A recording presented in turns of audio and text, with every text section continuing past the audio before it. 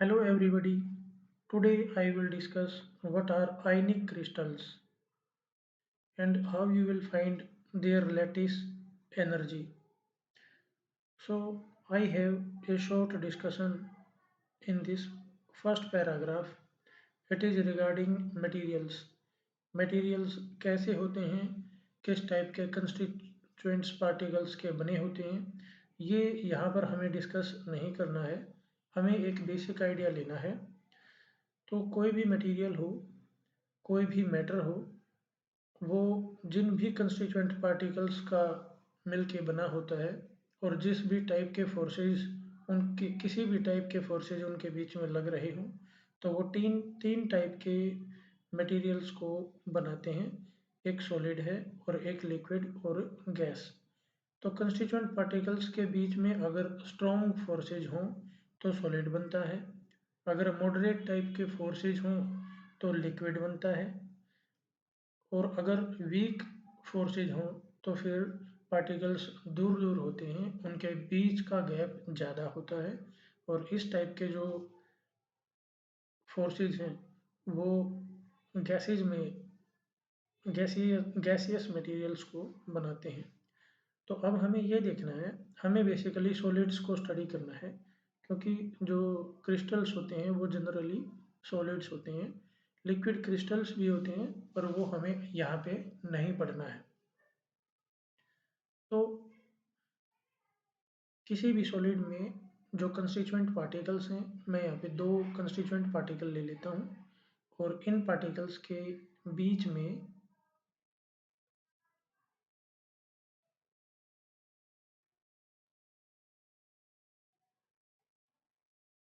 इन particles के बीच में जो भी फोर्सेज हैं उनको मैं एक स्प्रिंग से रिप्रेजेंट कर देता हूँ।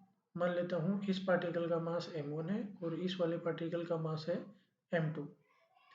तो अगर मैं इन पार्टिकल्स को नज़दीक लेके आता हूँ एक दूसरे के, तो ये स्प्रिंग जो है ये कॉन्ट्रैक्ट हो जाएगा। इस स्प्रिंग के अंदर इलास्टिक नेचर की वजह से एक रीस्टोरिंग फोर्स जनरेट हो जाएगा, जो इन दोनों पार्टिकल्स को एक दूसरे से दूर धकेलेगा। तो ये जो फोर्स जनरेट होगा ये होगा रिपल्सिव टाइप का फोर्स।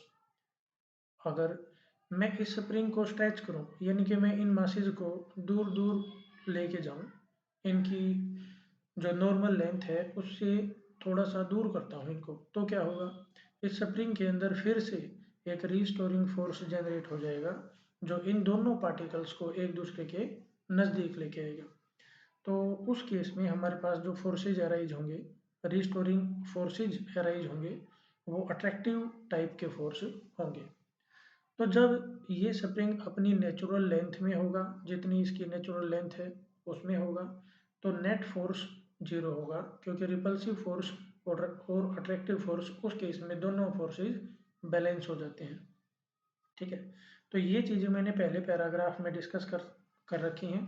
उसके बाद जो अगला पैराग्राफ है उसमें हमने ये डिस्कस किया हुआ है कि जो सॉलिड्स हैं वो कितने टाइप के हैं।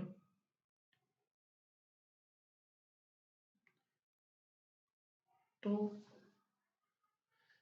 यहाँ पर देखिए आप, सॉलिड्स को बेसिकली टू कैटेगरी में डिवाइड कर रखा है। एक तो है क्रिस्टेलाइन और दूसरे हैं नॉन क्रिस्टेलाइन, जिनको आप एमोरफस भी बोलते हैं। एमोरफस सॉलिड्स में कोई डेफिनेट अरेंजमेंट नहीं होता। क्रिस्टेलाइन सॉलिड्स में कंस्टिट्यूएंट पार्टिकल्स का एक डेफिनेट अरेंजमेंट होता है और वो लॉन्ग रेंज ऑर्डर होता है। आइडियली ये अप टू इनफाइनाइट डिस्टेंस होता है। तो ये प्रॉपर्टीज भी हमें यहाँ पर पढ़ने की ज़रूरत खास नहीं है। क्रिस्टल स्ट्रक्चर्स, क्रिस्टल सिस्टम्स, इनके बारे में हमने पढ़ा हुआ है।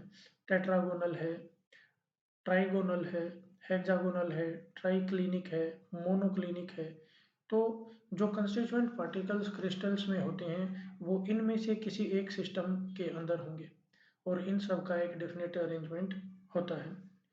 तो जो कंस्टिट्यूएंट पार्टिकल्स हैं उनमें उनके बीच का जो गैप है वो डिपेंड करता है कि क्रिस्टल है जो वो किस जो सॉलिड है वो किस क्रिस्टल सिस्टम के बने हुए हैं। तो हमारा यहाँ पर मोटिव क्या है, हमें ये डिस्कस करना है आयनिक क्रिस्टल्स चीज़ क्या है। अगर किसी क्रिस्टल के अंदर कंस्टिट्यूएंट पार्टिकल्स आयन हो तो वो जो क्रिस्टल बनेगा वो होगा आयनिक क्रिस्टल्स। तो आयन दो टाइप के होंगे यहाँ पे, एक तो कैटायन और एक एनायन। कैटायन वो होते हैं जिनके अंदर पॉजिटिव, जो पॉजिटिवली चार्ज होते हैं, और एनायन होते हैं नेगेटिवली चार्ज। तो जब नेगेटिव और पॉजिटिव दो चीज़ें एक दूसरे के क्लोज आएंगी तो उनके अंदर फोर्सेज ऑफ अट्रैक्शन और रिपल्सन जो होगा, उस फोर्स को अब हम बोलते हैं कोलम्बिक फोर्स। तो जो कोलम्बिक फोर्स है वो अट्रैक्टिव और रिपल्सिव दोनों टाइप के होते हैं। जो इक्विलिब्रियम डिस्टेंस होती है आर नोड, उसके ऊपर attractive force and repulsive force एक दूसरे को बैलेंस कर लेते हैं, ये हम पहले पढ़ चुके हैं। तो यहाँ पर आयनिक क्रिस्टल्स का एक एग्जांपल हम डिस्कस करेंगे, that is NaCl, sodium chloride. तो सोडियम क्लोराइड इस टाइप का दिखता है।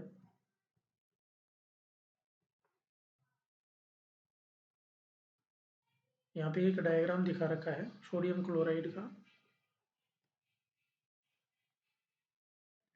तो सोडियम क्लोराइड में हमारे पास होता है जो सोडियम है, सोडियम, ये जो सोडियम है ये पॉजिटिव होता है, यानी कि ये कैटायन है, और क्लोरीन है जो ये अपना एनायन होता है। ब्लू कलर के जो कंस्टिट्यूएंट पार्टिकल्स हैं वो आपके एनायन हैं, और जो रेड कलर के हैं वो सोडियम को रिप्रेजेंट कर रहे हैं। तो यहाँ पर हम ये देख लेते हैं, ये पॉजिटिव हो गया अपना और ये अपना नेगेटिव है, तो इनके बीच में एक force of coulombic force of attraction लगेगा। ऐसे ही ये वाला जो रेड है और ये ब्लू है, जो इनके बीच में भी कोलम्बिक फोर्स ऑफ अट्रैक्शन लगेगा, दोनों एक दूसरे को अट्रैक्ट करें। तो ये जो ब्लू है और ये वाला ब्लू है ये एक दूसरे को रिपेल करेंगे, बट ये ब्लू और ये वाला रेड ये एक दूसरे को अट्रैक्ट करेंगे। तो इस टाइप से जितने भी हमारे पास पेयर बन सकते हैं, उन सभी पेयर्स की एनर्जी अगर मैं जोड़ दूं तो मेरे पास आ जाएगी UE, electrostatic energy due to Coulombic force. ठीक है। तो इस एनर्जी को हम मेजर करने के लिए क्या करेंगे, देखिए यहाँ पे आ जाते हैं। तो अब पहले ये देख लेते हैं, एक तो ये कोलम्बिक इंटरेक्शन एनर्जी है उसको हमें मेजर करना है, और इस एनर्जी को मेजर करने के लिए आप क्या करेंगे, ये देखिए। तो कूलम्ब्स लॉ क्या कहता है, कूलम्ब्स लॉ से that F is directly proportional to product of charges and inversely proportional to square of distance. तो जो एनायन है उसका चार्ज अगर मैं मान लूँ -Z2E, और कैटायन का मान लिया मैंने +Z1E, तो ये दो चार्ज हो गए, इनके बीच में फोर्स ऑफ अट्रैक्शन लगेगा, और उस फोर्स को मैं इस तरीके से रिप्रेजेंट कर सकता हूँ, where this are this are is the distance between, एक तो हमने ब्लू कलर का लिया था और एक अपना रेड कलर का था। ये मान लो मेरा सोडियम है और ये मेरा क्लोरीन है, ये नेगेटिव है और ये मेरा पॉजिटिव है, और इनके बीच का गैप मान लो आर है, तो कितना फोर्स लगे, तो इतना फोर्स लगेगा। ठीक है। तो ये जनरल चीज़ें बता रखी हैं। अगर मैं इस पेयर की इलेक्ट्रोस्टैटिक एनर्जी फाइंड आउट करूं तो वो एनर्जी आप इस तरीके से फाइंड आउट करेंगे, the amount of work done in moving in arranging these charges from infinite distance to r distance, that amount of work done will be stored as the potential energy। Okay, उसको आप इस relation का use करके find out कर लें।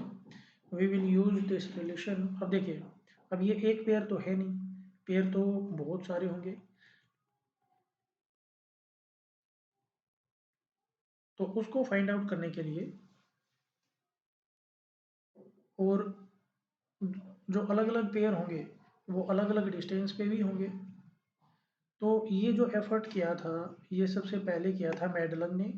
आप video को pause करके इस चीज़ को नोट कर लें। तो NaCl स्ट्रक्चर है, इसको यहाँ पे डिस्कस कर रखा है। NaCl। तो ये जो ऊपर डायग्राम आपको दे रखा है, इस डायग्राम में आप देख पा रहे होंगे, अगर मैं इस वाले सोडियम को ले लेता हूँ, सोडियम आयन को ले लेता हूँ, तो इसके जो नेबर्स हैं, पहले ये देख लेते हैं जो सबसे नज़दीक हैं इसके, वो कौन से होंगे। एक तो ये है, दूसरा ये वाला हो गया 2, एक ये 3, एक ये वाला 4, एक ये ऊपर 5 और एक ये 6। तो इस तरीके से आप देख पा रहे हैं इस सोडियम के जो कि पॉजिटिवली चार्ज है, ये 6 नेगेटिवली चार्ज आयंस के साथ इंटरेक्ट कर रहा है। ठीक है, और अगर मान लो ये डिस्टेंस, अगर ये डिस्टेंस हमारी आर नोड है, तो ये इस टाइप के 6 पेयर बन जाएंगे। ठीक है, उसके बाद हम देखेंगे इसके बाद, यानी कि आर नोड डिस्टेंस से ज़्यादा डिस्टेंस, इसके बाद जो नेबर्स आते हैं वो कौन से हैं। तो ये देखो, ये सोडियम और ये वाला सोडियम, इनके बीच का गैप कितना है, देखो ये आर नोड हो गया और ये भी आर नोड हो गया, यहाँ पे एंगल है 90 डिग्री, तो ये कितना हुआ √2r। ठीक है, तो इस तरह के 12 पार्टिकल होंगे, एक ये, एक ये, एक ये वाला पार्टिकल होगा और एक ये वाला। तो एक प्लेन में 4 हैं और ये 3D स्ट्रक्चर है, तो 3 प्लेन में हुए 3 चौका 12। तो ये देखो, एक ये होगा, एक ये हो गया वर्टिकल प्लेन में, एक ये हो गया आपका और एक ये हो गया। ठीक है, और दूसरा फिर आप जाएंगे यहाँ से यहाँ पर, यहाँ से यहाँ पर, यहाँ से यहाँ और यहाँ से यहाँ। और ये देखिए ये सारे लाल लाल हैं, यानी कि सोडियम सोडियम के साथ इंटरेक्ट कर रहा है। तो sodium itself is positively charge, तो जितने भी दोनों सोडियम का पॉजिटिव चार्ज हो गया, तो ये रिपल्सिव टाइप की एनर्जी होगी। ठीक है, और पॉजिटिव होगी। तो इसके लिए आप क्या करेंगे, 1/4 पाई एप्सिलॉन नोड, और यहाँ पे हो जाएगा Z1e डिवाइडेड बाई, और डिस्टेंस कितनी होगी √2r। समझ पा रहे हैं, √2r नोड। ठीक है, तो ये इंटरेक्शन एनर्जी होगी। इसके बाद अगर आप थर्ड काउंट करेंगे तो वो 8 होंगे, तो इसको याद रख लें, ये सोडियम का सिंपलेस्ट एग्जांपल है। ठीक है, तो ये बात मैंने यहाँ पे बता रखी है, इस चीज़ को आप यहाँ से देख सकते हैं। ठीक है, तो ये 6 पेयर होंगे, फिर सेकंड नियरेस्ट नेबर है वो 12 हैं, थर्ड नियरेस्ट नेबर है वो 8 हैं, उसके बाद जो फोर्थ नियरेस्ट नेबर होंगे वो आपके अगेन 6 होंगे, और डिस्टेंस आपकी √4r हो जाएगी। ठीक है, तो इस तरीके से पहले डिस्टेंस r है, फिर आपकी √2r है, फिर √3r है, फिर √4r है। ओके, तो इस तरीके से डिस्टेंस बढ़ती जाएगी। इस टाइप से एनर्जी फाइंड आउट करने का प्रयास सबसे पहले मैडलंग ने किया था। ठीक है, अब अगर इस रिलेशनशिप में जो चीज़ें कॉमन हैं मैं उनको बाहर निकाल लूँ, तो मेरे पास इक्वेशन ये बन जाएगी। अगर मैं इस सीरीज़ को सोल्व करता हूँ, तो मेरे पास इसका जो रिजल्ट आएगा वो आएगा 1.74, और ये है सोडियम के लिए फॉर NaCl क्रिस्टल। इस चीज़ को आपको याद रखना होगा। ओके, एंड इसको हम A से रिप्रेजेंट करते हैं, and it's value depends upon crystal structure, क्योंकि हर क्रिस्टल स्ट्रक्चर में R की वैल्यू जो होगी वो अलग अलग होगी। ठीक है, तो उससे क्या होगा, जो √2, 3, 4, ठीक है, ये तो NaCl का स्ट्रक्चर था और ये क्यूबिक स्ट्रक्चर होता है। अदर स्ट्रक्चर लेंगे आप तो उनमें जो यहाँ पर कॉन्स्टेंट्स आएंगे √2, √3, √4, इनकी जगह कुछ और भी आ सकता है। तो जैसे ही क्रिस्टल स्ट्रक्चर चेंज होगा वैसे ही ये पैरामीटर चेंज हो जाएंगे, और मेडलम कांस्टेंट जिसको हम A से रिप्रेजेंट कर रहे हैं उसकी वैल्यू भी क्रिस्टल स्ट्रक्चर के साथ चेंज हो जाएगी। ठीक है, तो अगर मैं इस ब्रैकेट की जगह A लिख दूं, इस ब्रैकेट की जगह मैंने A लिख दिया, तो मेरा रिलेशन कुछ इस टाइप का दिखेगा। समझ पा रहे हैं। फिर अगर मैं 1 मोल के लिए 1 मोल आयनिक क्रिस्टल की इलेक्ट्रोस्टैटिक एनर्जी फाइंड आउट करूं, तो मैं एवोगैड्रो नंबर से इसको मल्टीप्लाई कर दूंगा, तो ये मेरे पास कोलम्बिक इलेक्ट्रोस्टैटिक एनर्जी आ गई। किसके लिए, 1 मोल नंबर ऑफ पार्टिकल्स के लिए। ठीक है, तो यहाँ पर मैंने नीचे टेबल दे रखी है। इस टेबल के अंदर कुछ क्रिस्टल्स के मेडलम कॉन्स्टेंट्स हैं, उनकी वैल्यू रिप्रेजेंट कर रखी है। ठीक है, तो इस टाइप से हम इलेक्ट्रोस्टैटिक एनर्जी फाइंड आउट कर सकते हैं। अब हमें ये सोचना है, क्या दो आयन आपस में ही इंटरेक्शन करते हैं? ठीक है, जो क्लोज सेल इलेक्ट्रॉन्स हैं, क्या वो भी इंटरेक्शन करते हैं एक दूसरे के साथ? तो उनका इंटरेक्शन भी होता है। ठीक है, तो उस इफेक्ट को काउंट करने के लिए अ, हम एक क्लोज सेल रिपल्सन का फैक्टर भी यहाँ पर ऐड करेंगे। ठीक है, और ये किस वजह से होगा ये हमें देखना है। जो क्लोज सेल्स होती हैं, क्लोज सेल हम उसको बोल रहे हैं जो कंप्लीटली फिल्ड सेल है किसी भी आयन में, चाहे वो सोडियम है, चाहे वो कैल्शियम है, चाहे वो पॉजिटिव है, चाहे वो नेगेटिव है। तो इसका एक इलेक्ट्रॉन क्लाउड होगा। ठीक है, और वो इलेक्ट्रॉन क्लाउड जब पॉजिटिव और नेगेटिव का ओवरलैप करता है, ठीक है, तो उसमें जो क्लोज सेल इलेक्ट्रॉन्स हैं वो एक दूसरे को रिपेल करते हैं। ठीक है, तो अगर मान लो ये जो इलेक्ट्रॉन क्लाउड्स हैं ये थोड़ा सा भी दूर जाएंगे तो ओवरलैपिंग खत्म हो जाएगी। तो इसका मतलब क्या हुआ, ये जो रिपल्सन होगा क्लोज सेल्स इलेक्ट्रॉन्स के बीच में, ये शॉर्ट रेंज फोर्सेज होंगे। ठीक है, आपको पता है जो Coulombic forces of attraction and repulsion है वो लॉन्ग रेंज फोर्सेज होते हैं, F inversely proportional to R, and they reduces to zero when r approaches they reduces to zero when r approaches to infinity. So coulombic forces of attraction and repulsion, these are of long range forces. Okay, और ये वाला जो close shell repulsion है ये आपका short range force होगा। तो इसका मतलब क्या हुआ, जो इक्विलिब्रियम डिस्टेंस है वहाँ अगर आयंस के बीच में डिस्टेंस इक्विलिब्रियम डिस्टेंस से बहुत ज़्यादा हो जाए तो आप इस फोर्स को क्लोज सेल रिपल्सन को नेग्लेक्ट कर सकते हैं।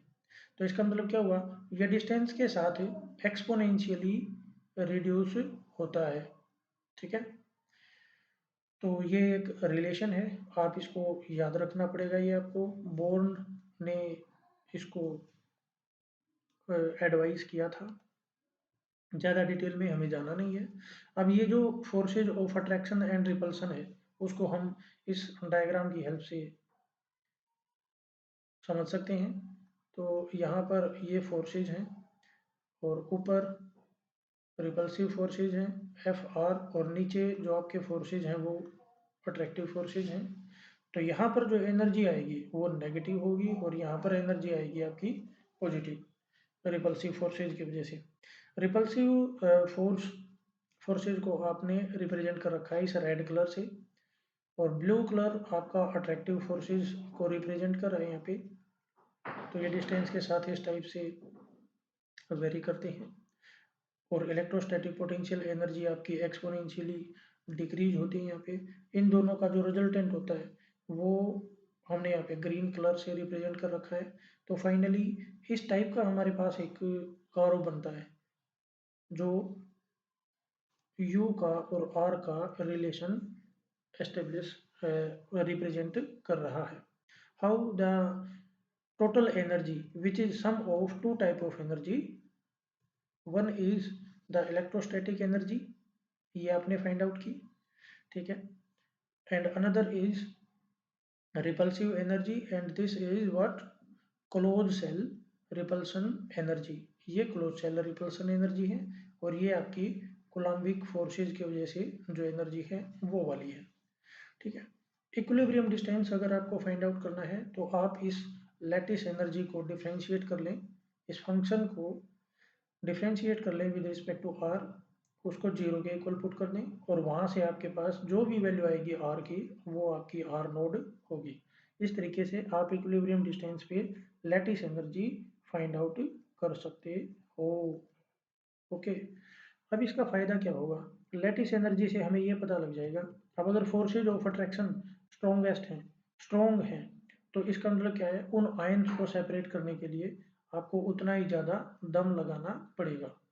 ठीक है, यानी कि उनको उतनी ही ज़्यादा आपको हीट एनर्जी प्रोवाइड करनी पड़ेगी। ठीक है, तो अब ये क्या बता रखा है यहाँ पे, यूएल फाइंड आउट कर लो, नेगेटिव एट इक्विलिब्रियम डिस्टेंस। अब अगर टोटल एनर्जी आपकी नेगेटिव आ जाती है तो इसका मतलब क्या है, उस टाइप का जो नेगेटिव पोटेंशियल एनर्जी का मतलब होता है वहाँ पे फोर्सेज ऑफ इंट्रैक्शन जो है वो अट्रैक्टिव टाइप के हैं, यानी कि जो फोर्सेज हैं वो कैटायन और एनायन को बांध के रखे हुए हैं। ठीक है, तो इस टाइप के जो बॉन्ड्स होंगे वो क्या होंगे, स्टेबल होंगे। ठीक है, तो उनको सेपरेट करने के लिए, कैटायन को एनायन को सेपरेट करने के लिए आपको एनर्जी फीड करनी पड़ेगी। समझ पा रहे हो, और इससे आपको पता लगता है अब अगर ये एनर्जी हाइयर है तो ये एनर्जी जो आप हीट एनर्जी प्रोवाइड कर रहे हैं ये हाइयर है, तो बॉन्ड जो है वो स्ट्रॉन्ग है। ठीक है, उसकी स्टेबिलिटी का आपको आइडिया पता लगता है, आइडिया आता है उसकी रिएक्टिविटी का। ठीक है, और बॉन्ड स्ट्रेंथ का आपको आइडिया लगता है। So this is the end of lecture. I hope the lecture is informative. For more lectures, support me, subscribe my channel, share my videos, and comment in comment section.